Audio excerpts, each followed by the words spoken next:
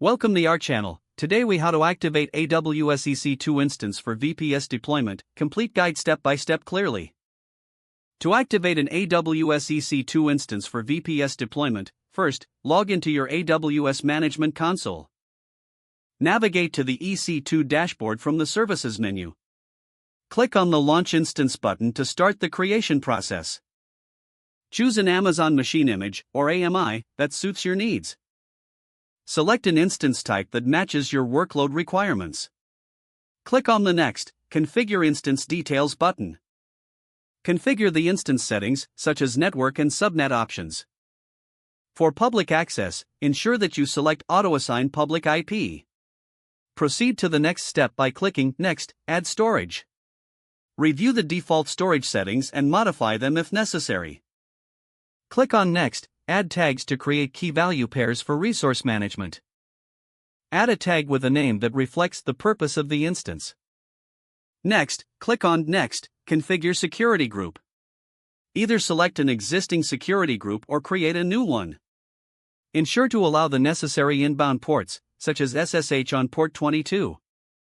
Click Review and Launch to verify all configurations. Once satisfied, click on the Launch button. A prompt will appear to select an existing key pair or create a new one. Download the key pair file if you created a new one and keep it secure. Click on Launch Instances to initiate the deployment. Monitor the status of the instance in the EC2 dashboard. Once the instance shows as running, it's ready for use.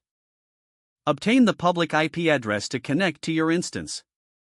Use an SSH client to access your EC2 instance securely. Enter the command to connect using the downloaded key pair. You are now set up and ready to deploy your VPS on AWS.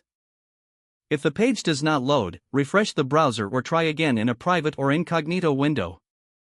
Make sure you are using the correct email address, then retype it carefully to avoid small typos. If your password is not accepted, use the reset option and create a new strong password you can remember. Check your spam folder for verification or security emails, then complete any requested confirmation. Enable two-factor authentication if available to improve account security and reduce unauthorized access risk.